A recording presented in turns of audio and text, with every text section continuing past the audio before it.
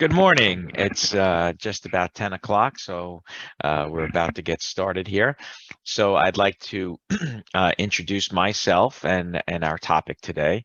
My name is Rick Marr. I am the CEO and visionary of Turning Point Human Capital Management, and we are a fractional human resources firm that's focused on first or second generation family businesses with a handful to a couple of hundred people. And we solve four problems for those types of businesses. The first is compliance. The second are employee issues. The third is policies and procedures. And the fourth is the strategic side of the business. And that's what really led us here today with our guest, Matthew Spero, partner at Rivkin Radler.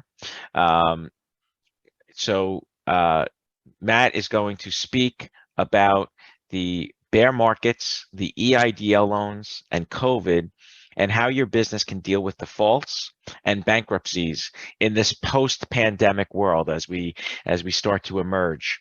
So I'd like to welcome Matt and thank him for being here with us today. So Matt, would you please introduce yourself? You could do a better job than I can, and lead the group into where we're going with this, what the anticipation is of the EIDL loans and all these things and post-COVID, and how that affects businesses from a financial standpoint. Absolutely. Thanks, Rick. And thanks everybody for joining us this morning. We appreciate it. So as Rick said, my name is Matt Spero. I'm an attorney at a law firm called Rivkin Radler. We have 5 offices throughout New York and New Jersey, and we have about 250 lawyers. So, let's just kind of take stock of where we're at today in September of 2022. So we are in COVID, maybe we're post-COVID, hopefully we're post-COVID, but we'll find out more in the fall. You've had the market crashing, you have inflation, you have interest rates that are rising, you have supply chain problems. There are no more PPP loans, there's no more foreclosure moratoriums, there's no more eviction moratoriums. And now on top of everything else, EIDL loans are due to start being repaid. So if you got a loan in 2020, the loan needs to start being paid 24 months after the note. And if the loan was from 2021, it has to start being paid 18 months after the note. So the speculation has been for some time in the industry that there is going to be a spate of bankruptcies eventually. They've been saying that for the last 2 years, but now there seems to be really a confluence of this perfect storm. Nobody knows for sure, but lenders will tell you that they don't have hardly any defaults right now, but that they're expecting defaults. Bankruptcy courts have staffed up. Bankruptcy departments and law firms have staffed up. I will tell you that commercial bankruptcy filings are up 10% this quarter versus last quarter. Is there going to be the floodgates going to open up for bankruptcies? No one knows for sure, but certainly there's a lot of indicators out there that there could be some issues on the horizon. So really what we're discussing today is what you could do if your company is experiencing financial problems. And if your company is not experiencing financial problems, what you can do to help protect your company to make sure that your customers' financial problems don't turn into your financial problems. And then what to expect if you get mixed up in a bankruptcy. Hopefully not because you yourself file, but if you're a creditor in a bankruptcy. So Matt, let me just kind of jump in here at this point so we do have one of our guests has raised their hand to ask a question. So what I'm going to ask everyone to do, just for continuity, is if you have a question, to use the chat function, which is located on the bottom of your screen. You'll see a chat function. So I will so you can message me directly, or you can message the entire group with your questions so we can address them at the end. The intention is to stay in about a half hour to 40 minutes for this, to be respectful of everyone's time. And also this is being recorded so that if you want to revisit, this will be sent to all the registrants of the thing. So Matt, I apologize for interrupting, but I think that your topic and what you're laying out as we come into this more difficult or as difficult economic times, which we all had hoped would be past us by now. So what you're started to say in your agenda is all of these things are coming together against business owners at this point in time: tough times, market, interest rate rises, EIDL payments, and how they can best protect ourselves. We can best protect ourselves. So So I throw it back to you, and again, I appreciate how you laid out the agenda of what business owners are facing and what the problems could become. Sure thing. And I hate to sound like a lawyer, by the way, but you raise a good point, which is nothing that I'm going to discuss today should be construed as giving you legal advice, unfortunately. So I have to say that, but it might be obvious, but anyway. So, kind of, let's think about this. So if you're now in a position where you need to start repaying your EIDL loans, and you've got some of these other issues, what are some of the things that you should start doing if you're a little bit concerned about where your company is going financially? The first thing, which may sound obvious, but is to have a realistic business plan, okay? And that includes a realistic budget. What is it going to cost you to continue to operate the business as you go forward? Do you have an accountant that you work with? Do you have a financial advisor that you work with? Do you have a business lawyer that you work with? This is not intended as any slight to anybody, but what I've seen in my experience, so there are some times where a CEO or an owner of a company is very, very good at what they do. Maybe that's sales, maybe that's whatever it is. Maybe it's the nuts and bolts of the product or the service that they're offering. But not every CEO is trained to deal with the financial issues and to even recognize the financial issues.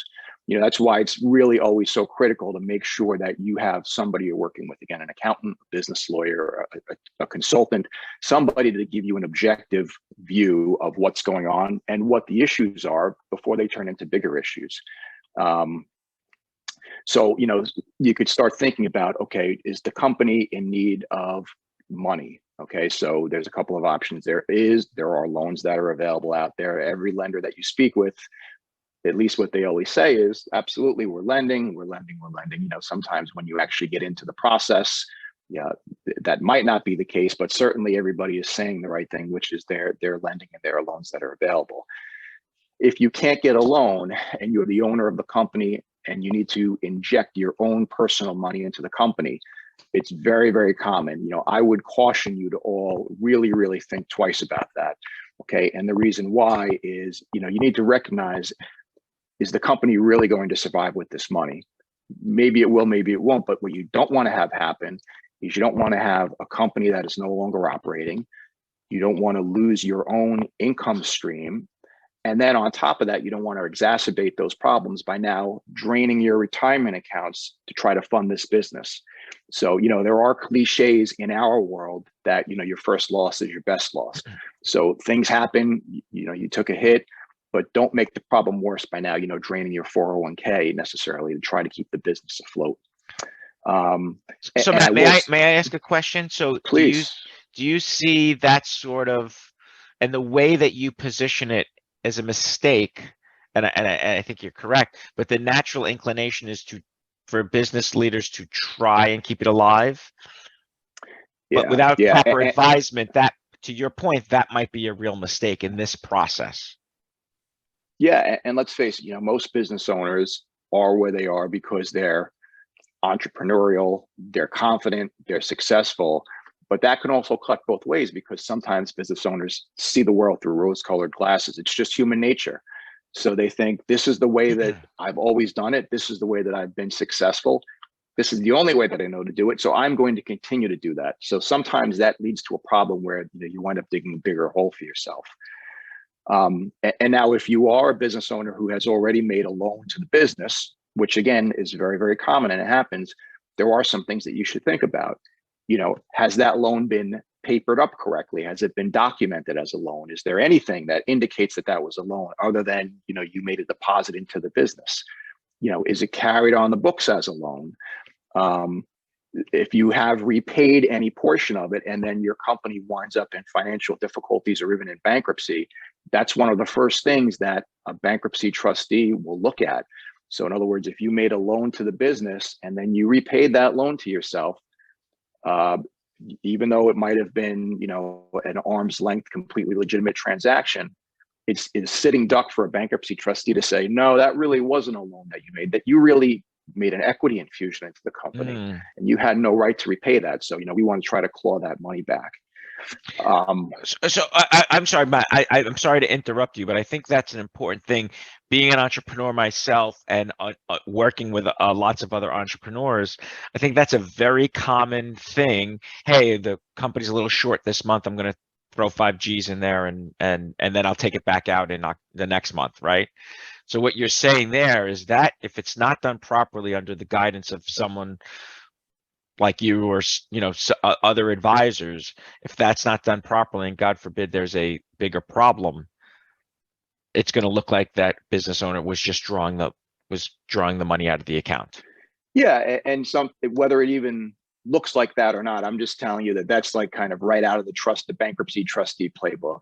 So there are things that you can do now, and again, people don't think about this or know that this is something they should even do. But there are things that you can do now to try to protect yourself and make sure that loan is protected the best that it can. So as you go along in this process now as a business owner and trying to make an evaluation as to how your business is going to navigate the coming months and years, and whether the company can survive if you're having financial difficulties, there's just kind of some good practices that every company should be using, even if you're a financially healthy company. Okay. Keeping in contact with your customers and your vendors. Again, it sounds so obvious, but it's important for you to really make a reasonable assessment of their business. Even customers that you have that are long-term, that are long-standing customers that have always paid timely and you're not worried about them, things can change in their business without you even noticing. So you really need to be in tune to, are they starting to pay their bills later and later and later? That's a big red flag. But again, sometimes the situation arises where you don't have your accounts receivable department in contact with your sales department. So you have this huge receivable that's out there, or it's taking a really long time to try to collect some of these outstanding bills. And meanwhile, on the sales side, they think, oh, this is ABC company. I've known these guys for years, and they're just selling. And you can be going deep in the hole. And it's not until after the fact where you say, geez, didn't we have the AR department speaking to the sales department? How can this be? We're all the same company. So that's something that we always want to point out, is make sure there's open communication between these different divisions so that you can recognize if there's a problem going wrong. If there's a suspicious uptick in purchases, and I mean like really, really big, oftentimes it's completely legitimate. You want to make sure you leave, you're not unprotected. But I have seen this in cases where companies will all of a sudden make these huge upticks in purchases. And what are they doing? They're stockpiling, because then they wind up filing for bankruptcy and they never pay that bill. So now what they've done is they've acquired all of this product, have not paid for it, and they've gone into bankruptcy, and they have the product but they don't have the money, and you haven't been paid, and now you're a creditor in a bankruptcy. So it's okay to kind of ask some questions if you see a really, really big order come in out of the blue, and to kind of, kick the tires on that a little bit. So Matt, can I just unpack that a little bit with you? Yeah, please. So as an entrepreneur, when times get tough, we go to the best places to sell. So that might be our biggest client. So what I think I'm hearing you say is, sometimes if that biggest client is having their own difficulties that you might not recognize, you could be actually doing more damage to your business by selling them more and just growing that receivable with maybe no chance of getting that money back. Absolutely. I mean, listen, wow. and we're all in the same, I'm a Yeah. lawyer, but I'm in the same line of work too. I'm a salesperson too, trying to develop clients, right?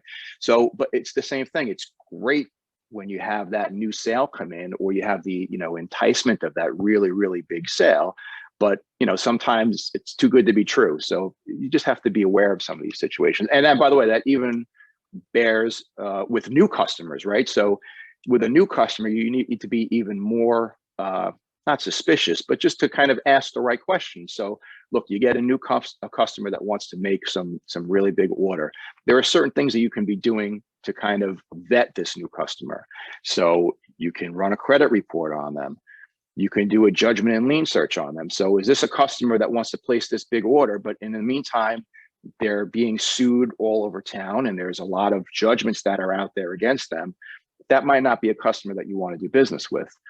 You can ask a customer for a financial statement for the business, so you can evaluate the health of the business and the financial ability to pay your bills. You can ask for a personal guarantee from the principal of the business. Not in every instance, obviously, but in some instances, that might be appropriate. And we do have clients that ask for personal guarantees. You can take a security interest or lien in everything that you sell until you get paid. And again, there's ways that you can draft up your invoices and your purchase orders. It's in those terms and conditions that probably somebody drafted for you a zillion years ago, or maybe somebody lifted off of the internet that nobody reads. But there are things that you could do as a business owner to have somebody review those terms and conditions and bake in there additional protections for yourself along the lines of these things that we're talking about. You can seek to get paid in advance. Again, might not always be realistic, but certainly you can ask for it, or to get paid COD. You should make sure that you accept more than checks.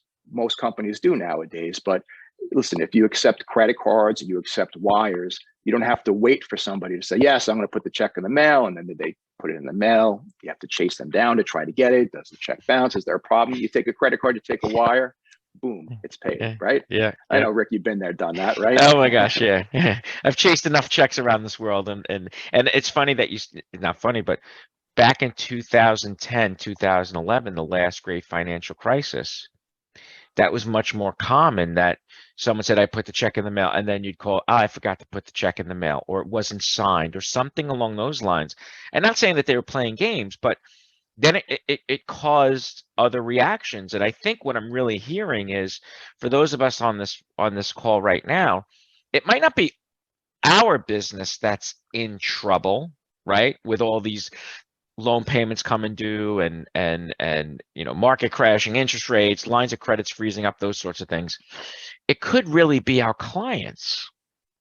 And what would that do to our business if our clients, unbeknownst to us, are the ones that all of a sudden are now not paying their bills, and how does that affect us? So this is very interesting, very deep, and I think very important for every business owner to be listening to. Right, and that's the point. Listen, you don't want somebody else's financial problem to become your financial problem. So these are kind of some of the tips that we've developed, through 20 years of practice, and you kind of live through this, you learn some of this stuff the hard way. But, listen, some business owners say, well, I don't want to accept a credit card because, they take a percentage or whatever else. But listen, it's better to get 98% of a dollar than 0% of a dollar. And you'd rather just, let's be real, you want to get the money in the door. So even if it's offering, a discount for an early pay, it's just good business. I mean, then you get your customers in the flow of making their payments timely. You can even offer to get a pre-authorized credit card authorization from your customer. Whereas, again, this can be baked into the terms and conditions. If they don't pay the bill within 30 days, they've pre-authorized you to charge the credit card. Again, things that you can do to protect the business. I don't know if there's any landlords that are on the phone, but rather than taking a security deposit, you could take a letter of credit. Again, that's additional protection for yourself, because in a bankruptcy, that letter of credit's not going to get tied up in the bankruptcy. You're able to access that. Again, the terms and conditions, the things that most people don't read, but there's a lot of opportunity there for, business owners that are smart to really put in some terms there that can give them a lot of protection. So some of the other things that you could do to make sure that your customers' problems don't become your problems. Credit insurance, okay? Business interruption insurance. Now, we all learned through COVID that business interruption insurance, COVID type pandemic and those types of issues are not covered by business interruption insurance. But credit insurance is certainly something that, I would encourage people to take advantage of. We had a situation where we had a client of ours who made a big sale to a customer. I won't name them, but it's a chain that everybody on this call has heard of. And that chain filed for bankruptcy, and the client was left holding the bill. They didn't get paid. But luckily, they had credit insurance, and that really kicked in and covered them for a lot of it. And that's something that, it's very important to speak to your broker. So, Rick, obviously, with the insurance company that he owns, Visionary, pardon me, I read the wrong word, Brightway Insurance Agency. You can speak to Rick about, business interruption insurance or credit insurance and what's available out there. But again, that's what we talked about. Very important to speak to a broker so that you understand exactly what coverages that you have. So when you need to access that coverage, it's available for you. And even very obvious things like, property and casualty insurance and fire, theft, et cetera.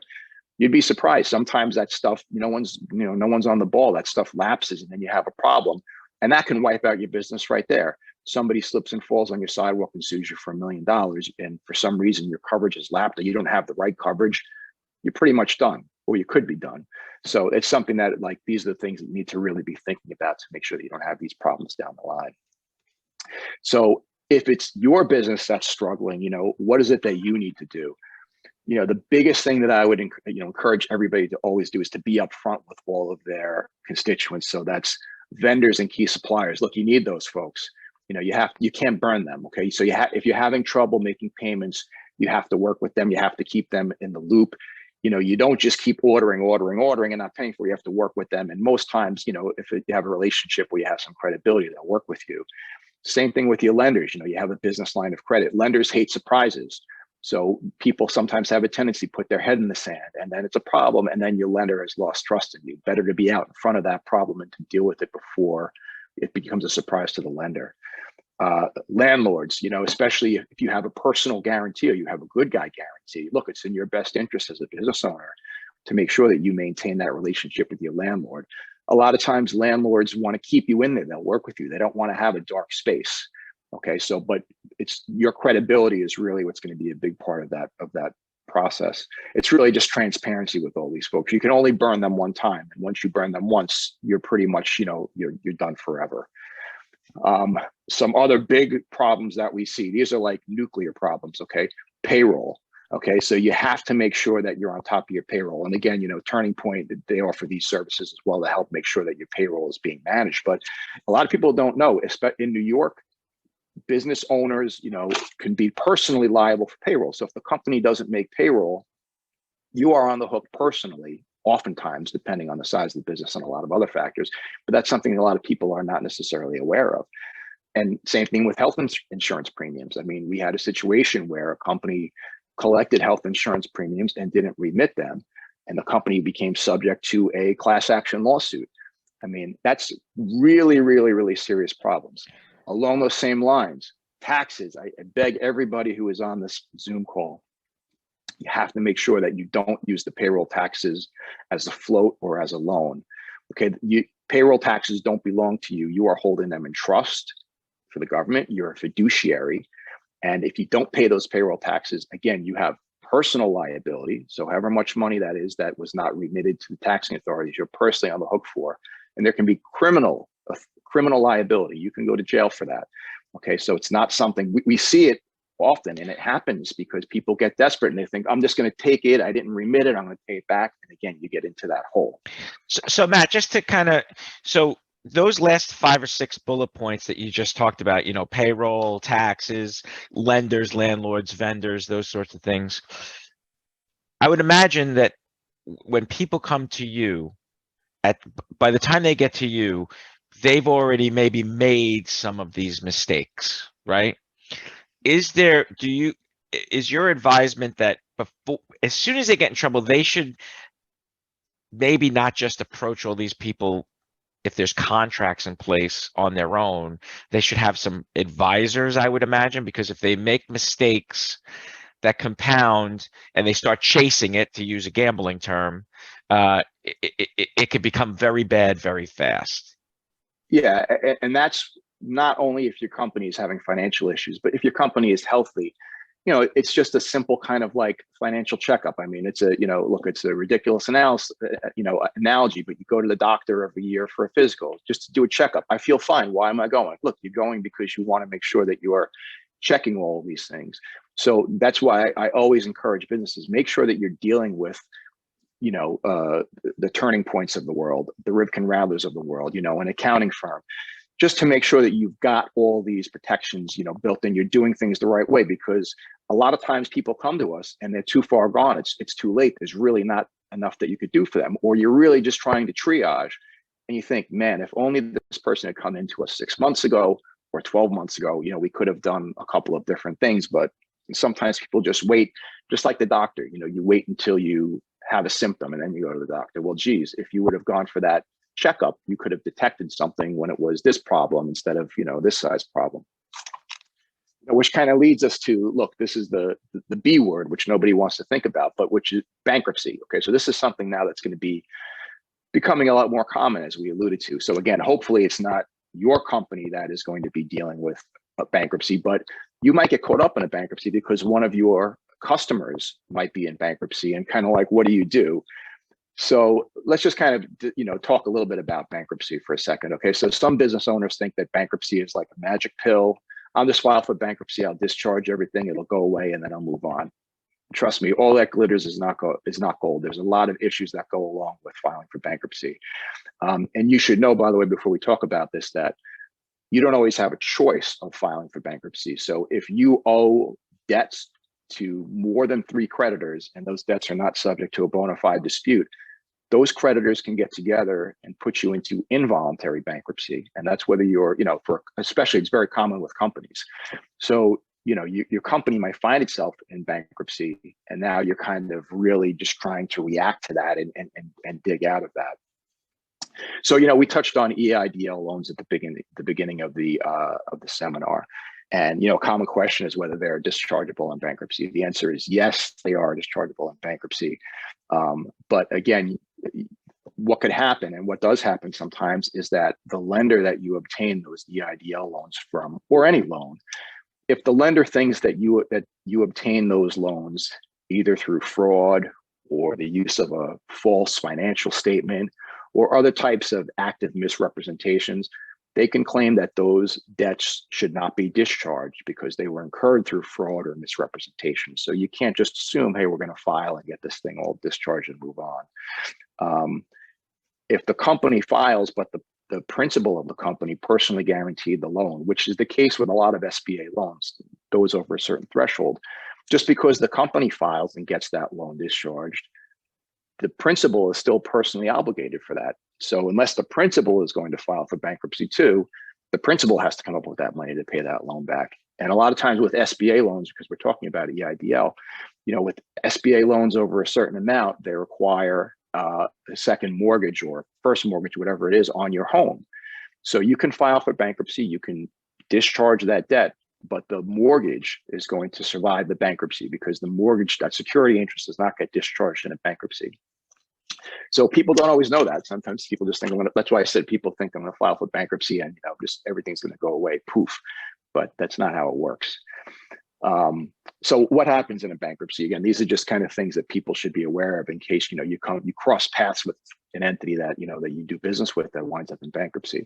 So the biggest benefit of a bankruptcy is there's what's called an automatic stay, which means there's a stay of collection efforts. So if you're owed money from that entity and the entity files for bankruptcy, you can't call them up and say, hey, when am I going to get paid? I want my money. So you can't send them demand letters. If you're in litigation with them, the litigation is automatically stayed. So that litigation doesn't continue while the bankruptcy is going on. So, those are the reasons why people oftentimes do file for bankruptcy, or companies, I should say, file for bankruptcy. But in bankruptcy, it's a completely transparent process. So there's no secrets. Okay, so business owners who just think I'm going to file for bankruptcy, everything that you do in bankruptcy is under oath. So when you file your bankruptcy petition schedules, those are schedules that are sworn under oath. You're required to be interviewed by trustees in bankruptcy. And again, those interviews are all under oath. So everything is going to come out. It's not like, if there are skeletons in your closet, or there's, look, business owners, let's be real, it happens sometimes. They run expenses through the business that maybe are not truly business expenses. That stuff is going to come out. There's going to be repercussions. Somebody's going to be looking to get that money back from you. If you took distributions at a time when the company was insolvent, somebody is going to question why it was that you were taking those distributions when creditors weren't getting paid. So these are some of the things that business owners need to think about before they, pull that pin and go into bankruptcy. So very briefly, what are the different kinds of bankruptcy? So there are the traditional corporate Chapter 11s, GM files, GNC files, Brooks Brothers files. Those are your typical reorganizations, Chapter 11 reorganizations. I mean, the company is going to reorganize its debts and then try to emerge from that Chapter 11. Most times in those cases, what they call general unsecured creditors, which are like trade creditors, landlords, vendors, contractual creditors. Most times those creditors get pennies on the dollar in bankruptcy. So that's not a good situation to be in, obviously. And those traditional Chapter 11s can be expensive for the company that files, and they can be very time consuming. So there's a couple of years ago, they added a sub Chapter 5 to Chapter 11 as a way to try to get companies to maybe be able to file a little bit cheaper, to be able to move the bankruptcy process along a little bit quicker. In order to be eligible for sub Chapter 5, you need to have less than $7.5 million worth of debt. There are Chapter 7. So Chapter 7 is just a liquidation. So if you're a company and you're filing a liquidation, that means you're putting the key in the door, you're turning the keys over to a trustee, and now a trustee takes over the business. The trustee is most likely not going to run the business. The trustee is probably just going to liquidate all the assets and sell all the assets and try to shake the tree to get money wherever they can, which usually is the business owners and, you know, the business owner's family and others in that situation. Individuals can also file too. So if you're an individual and let's say you personally guaranteed some of this debt, you can file what's called a Chapter 13, which is a wage earner. You can put together a plan to try to stretch out payments. Or you yourself, if you don't have, you know, hardly any assets, you can file a Chapter 7, which is basically like, I have no assets, I have nothing, I can't really pay anything. And again, a trustee gets appointed to investigate all this stuff and investigate all your past transactions. You know, look, as I mentioned, you know, bankruptcy is not a magic bullet by any stretch of the imagination. There are certain things that are not dischargeable. As I mentioned, you know, things like loans or other debts that were incurred through either a fraud or through misrepresentations or through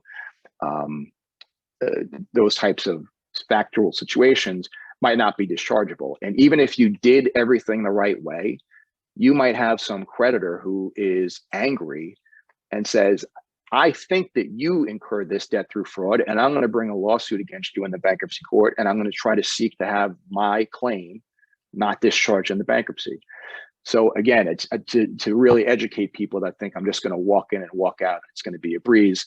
Things happen. You lose control in a bankruptcy. Certain taxes are not dischargeable. So if you owe payroll taxes, you can't just file bankruptcy and get out from under that obligation. That's going to chase you. That's going to follow you around.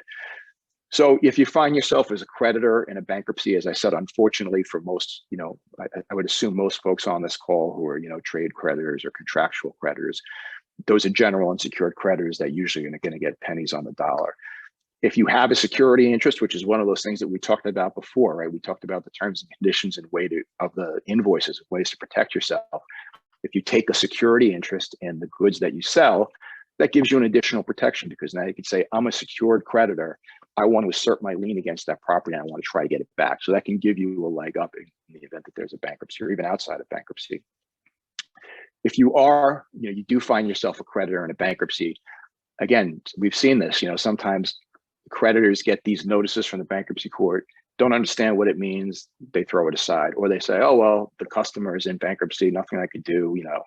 But there are things that they can do, and it's important for them to really speak to somebody to kind of make sure that their rights are being protected. And sometimes there's money that's available for them, but you know, they just haven't asserted their rights or they've been asleep at the wheel, and you know, the ship sails without them, and you know, they're left holding the bag when they didn't need to be.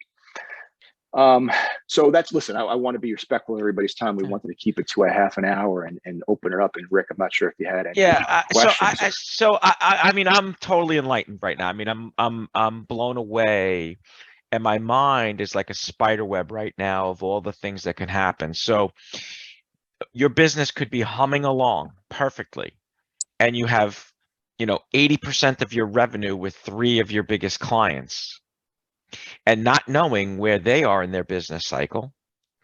Gosh forbid 1 or 2 or maybe even 3 of them have a problem.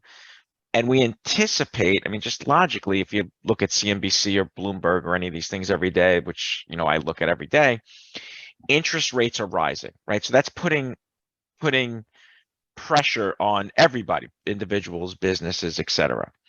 Lines of credit, because of those interest rate rising, are drying up. So the little band-aids, you know, may be gone. the market is crashing. So, maybe the money that I had or the investments that I had, the wealth effect that I felt when the market was booming may be gone. So maybe some of those assets are gone. And then add on top of this, the EIDL loans that were taken a year or 2 years ago are now coming. That was a very different time and now coming due. So all of these things are putting pressure on businesses, and it may not necessarily affect, but imagine now all of a sudden you don't get paid from your 3 biggest clients. Now that could affect your business. So I think the spider web of what you're describing is tremendous. And especially if you have concentration of client risk, or in your own world, maybe you're a little over leveraged, your business is a little over leveraged, it almost makes sense to start to have conversations with someone like you, not someone like you, with you early on, even though it might be counterintuitive. Hey, I'm struggling. Am I going to go pay a lawyer to advise me? Well, that might be the best money you ever spent. Yeah, you nailed it, Rick. I mean, listen, that's the thing. You look at your business and you say, I'm doing great. I'm doing fine. I'm not worried. This doesn't apply to me. But, you have that one customer that runs up several $100,000 or, $1 million in receivables that you suddenly don't get paid. And you say, how did I find myself in this position? And now that's what we say all the time. That problem becomes, your problem becomes my problem. And what we've done, again, from learning through the years, seeing all these things is, we've worked with clients to say, let's look at your purchase orders. Let's look at the terms and conditions in your invoices, and let's build in some additional protections from you. Again, nothing is 100% foolproof, but oftentimes people, there are things right there that are available that, let's be real, you send an invoice or a purchase order. Unfortunately, most times the person on the other side is not really reading it. They're not really clocking it. Yeah. So, there is an ability for you to build in some protections for yourself. But if you don't know to do that, So we have two quick questions so far from the viewers that I'm going to answer ask in a second. But I'm just going to tell a real story. We just took on a client recently, and they are a testing company for a large manufacturing company. Matt had mentioned their name. I'm not going to re-mention them on this. They were a tier 1 supplier to that organization. That organization went into a bankruptcy kind of filing. And what was, 90% of their revenue is now in danger. And they had 98 employees basically servicing this one account. So no mistake of their own, other than having too much concentration on one client. Their company is now in trouble because of other people's problems, if you will. So right. I think you never know in a situation like that, Rick. I'm not to interject, but in a situation like, every situation is different, but we've seen it time and time again. Again, it's the right hand doesn't know what the left is doing. So sales, listen, they're good at what they do. Sell, sell, sell, sell, sell. But they've never spoken to the other side, the AR department, to say, these guys owe us a ton of money. You can't keep digging that hole deeper. So the 2 questions we have, Tim asks, when I took out the EIDL loan, it was a different time. However, I thought my business would be improving by now, but it's not. It's spelling not where it should be. What should I do is the question. So I'll interpret a little bit because it's a little syntax over there. But so I think what Tim is asking is, okay, I took out this loan 2 years ago thinking, the world would be back to normal. It's not. I now have to start paying back. What should I do today? What should I be doing right now to start to prepare for, hey, I might need to approach the SBA? Should I go to someone like Matt? Should I call them on my own? What should I do?